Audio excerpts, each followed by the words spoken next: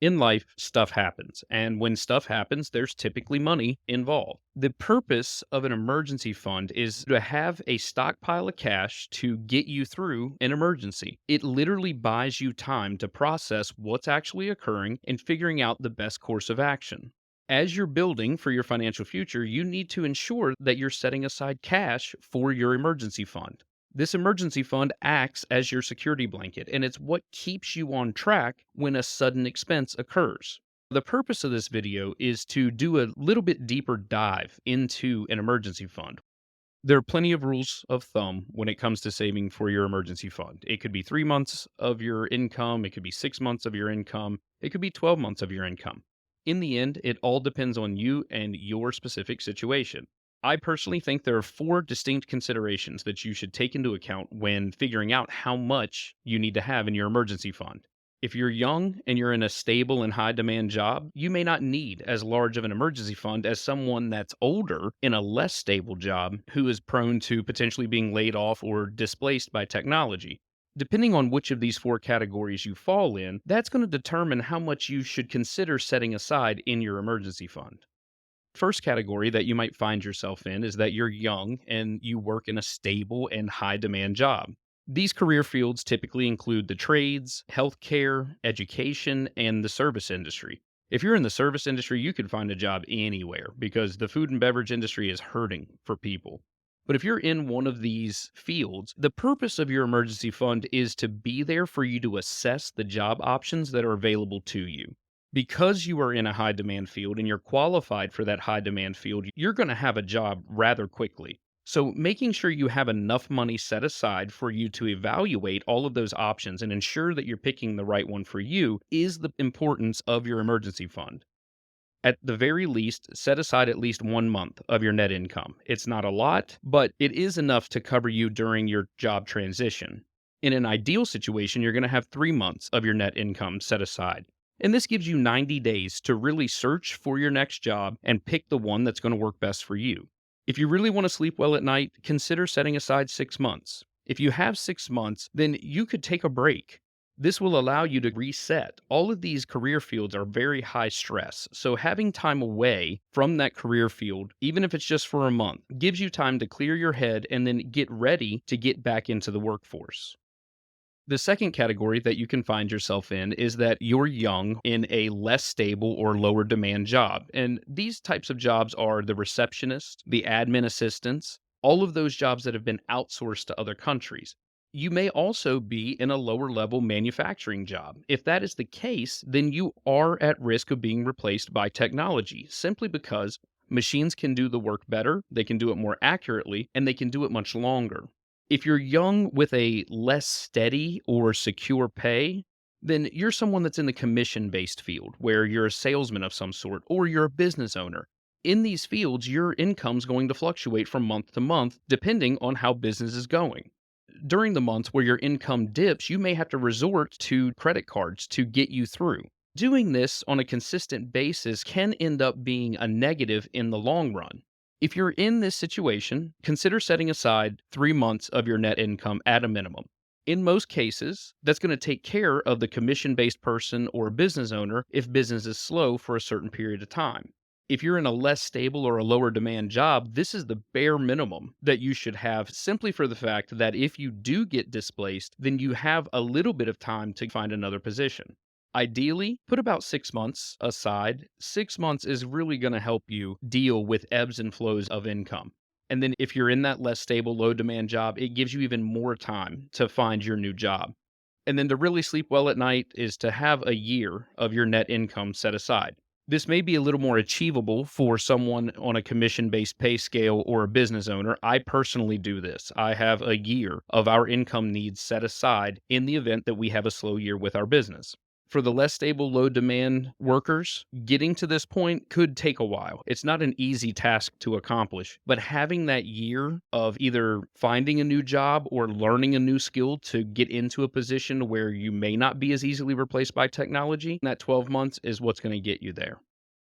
The third category is if you're older, meaning you're 50 or older and you're in a stable and high demand job with steady and secure pay. I bring age into this not to pick on the people that are older than 50, but to help them understand that they are aging. You have to take into account that you're going to slow down. You also have to take into account the mental stress of not only the job that you're in, but also what's happening in your life outside of work.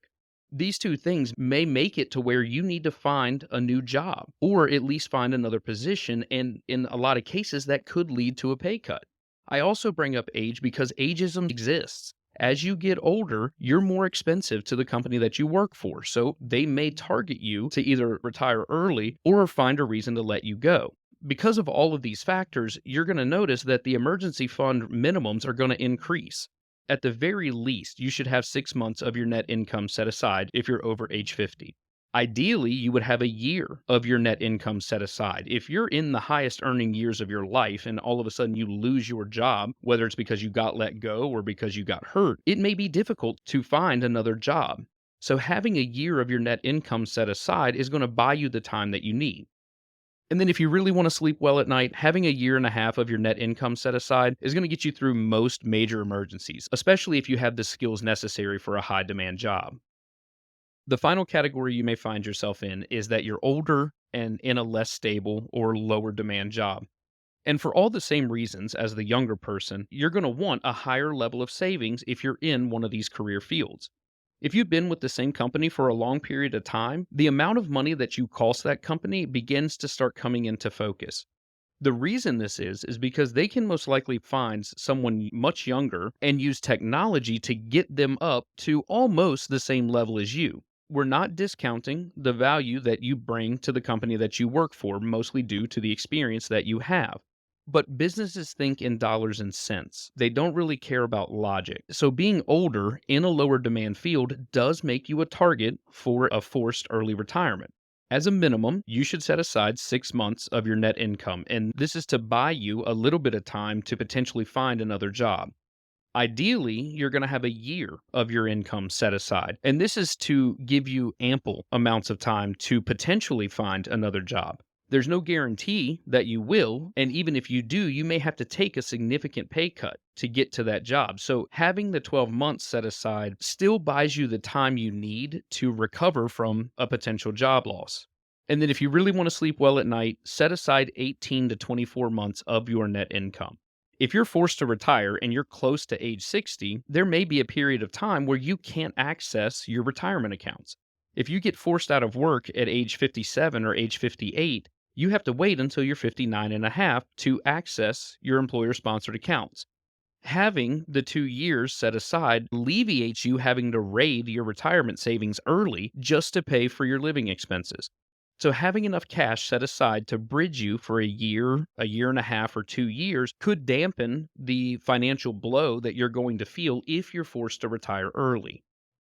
I did spend time picking on the older people that are in lower demand career fields, but regardless of the occupation that you work in, you may be forced to retire early. If you're a tradesperson and you've been welding or running electrical cable or plumbing new houses for the last 20 or 30 years, then your body may force you to retire early. You still have the mind, you still have the hand eye coordination to do your job, but your body may not allow you to continue doing that job. So, regardless of the occupation that you are in, you may be forced to retire early. Having that emergency fund there is what's going to help you get into retirement and it not throw off your plan too much. Speaking of retirement, the closer you get, there's another emergency fund that you should consider, and I like to call it your retirement emergency fund. And this is for the big ticket items like your HVAC, your roof, or a new car.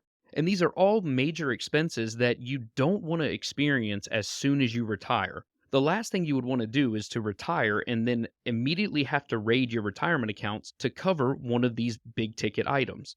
As you're preparing for your retirement, price out some of these big ticket items and make a goal to save at least half of that amount before you retire. The other option to that is to go ahead and get them taken care of within the last 5 years of your working career.